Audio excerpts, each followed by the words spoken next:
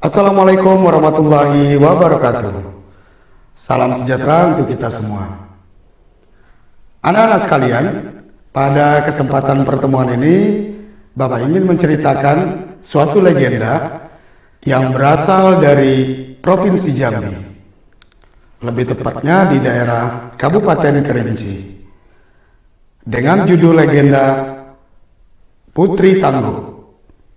Mari kita saksikan bersama-sama.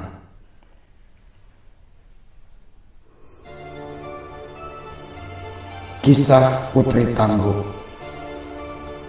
Putri Tangguh tinggal bersama suami dan ketujuh anaknya di kaki Gunung Kerinci, daerah Jambi.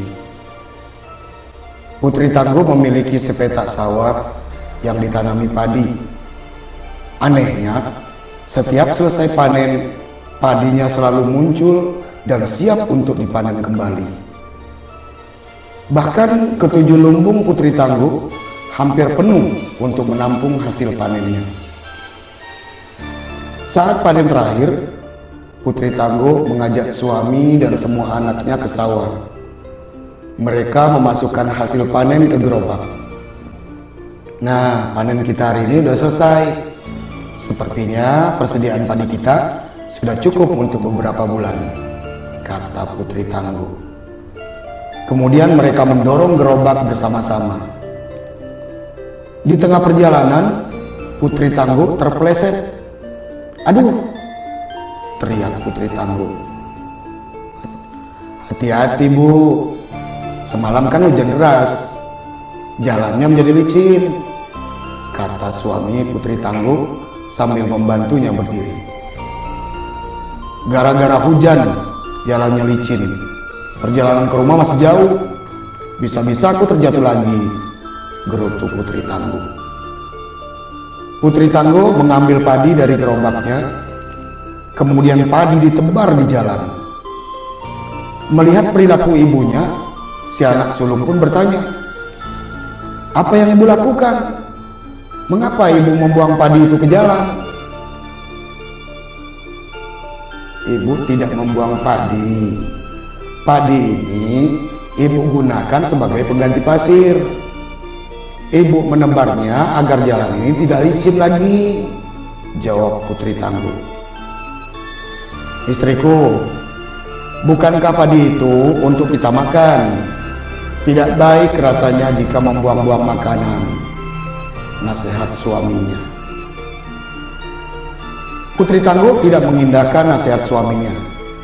Bahkan Putri Tangguh membantahnya, "Asa bodoh, bukankah padi kita sudah banyak? Apa kau mau aku terjatuh lagi dan tulang punggungku patah?" bantah Putri Tangguh sambil terus menebar padi ke jalan. Setelah panen terakhir, Putri Tangguh tidak pernah kembali ke sawah. Ia berada di rumah untuk merawat ketujuh anaknya. Suatu malam, anak bungsu Putri Tangguh merengek karena lapar. Akhirnya Putri Tangguh ke dapur untuk mengambil nasi. Alangkah terkejutnya ketika ia mendapati pancinya kosong. "Duh, mengapa panci ini kosong? Bukankah tadi masih tersisa sedikit nasi?" tanya Putri Tangguh dalam hati. Karena si bungsu terus merengek, Putri Tangguh pun memutuskan untuk menanak nasi. Namun Putri Tangguh kembali terkejut ketika mendapati beras yang ia simpan dalam kaleng juga menghilang. "Aduh, kemana perginya beras itu? Aku masih ingat banyak beras di sini. Jangan-jangan ada orang yang mencurinya," kata Putri Tangguh. Kemudian Putri Tangguh membujuk anak bungsunya untuk tidur. Besok ia berencana untuk menunggu padi yang disimpan di lumbungnya. Pagi harinya, Putri Tangguh terkejut mendengar teriakan suaminya. "Istriku, istriku, cepat kemari!" teriak suami Putri Tangguh. Putri Tangguh segera berlari menemui suaminya. ia menghampiri suaminya yang berada di depan pintu lumbung. Ia pun bertanya kepada suaminya, "Ada apa suamiku?" tanya Putri Tangguh dengan cemas. "Aku tidak tahu istriku, lumbung ini sudah kosong saat aku membukanya," jawab suami Putri Tangguh. Putri Tangguh dan suaminya bergegas memeriksa lumbung yang lain. Betapa terkejutnya mereka ketika mendapati ketujuh lumbungnya telah kosong. Putri Tangguh pun menangis. "Apa yang terjadi padaku? Tadi malam nasi dan beras hilang. Sekarang padi di lumbung pun juga ikut menghilang," jerit Putri Tangguh. "Jangan cemas istriku, bukankah kita masih memiliki sawah? Besok kita ke sawah, siapa tahu padinya telah menguning," hibur suami Putri Tangguh. Keesokan paginya, Putri Tangguh mengikuti suaminya ke sawah dengan cemas. Setibanya di sawah, tangis Putri Tangguh semakin keras karena mendapati sawahnya telah berubah menjadi semak belukar.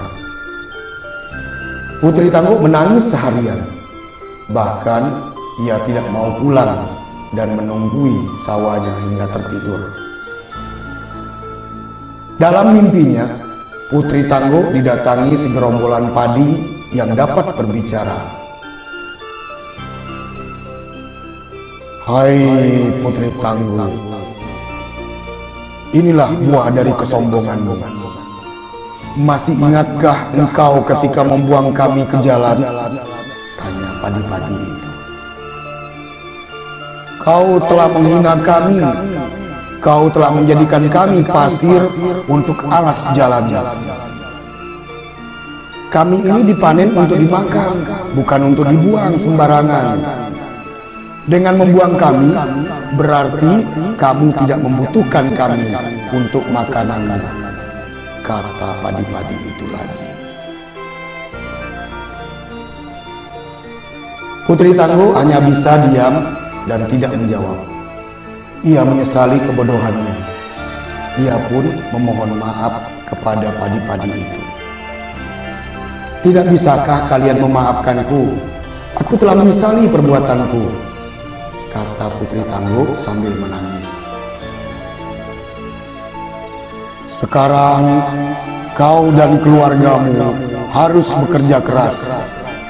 Bersihkan sawah ini, bajaklah, lalu tanamlah kami kembali. Setelah 3 bulan, barulah kalian dapat memanen kami kembali," jawab padi-padi itu. Ketika Putri Tangguh ingin menjawab, ia tersentak bangun dari tidurnya. Putri Tangguh pun kembali pulang. Kemudian ia menceritakan mimpinya kepada suaminya. Keesokan harinya, keluarga Putri Tangguh bergotong royong membersihkan sawah dan menanam padi. Ia dan keluarganya merawat sawah dan menjaga padinya dengan baik. Mereka menunggu dengan sabar hingga padi yang mereka tanam siap panen. Putri Tangguh juga berjanji tidak akan menyia-nyiakan sebutir padi pun hasil panen dari sawahnya.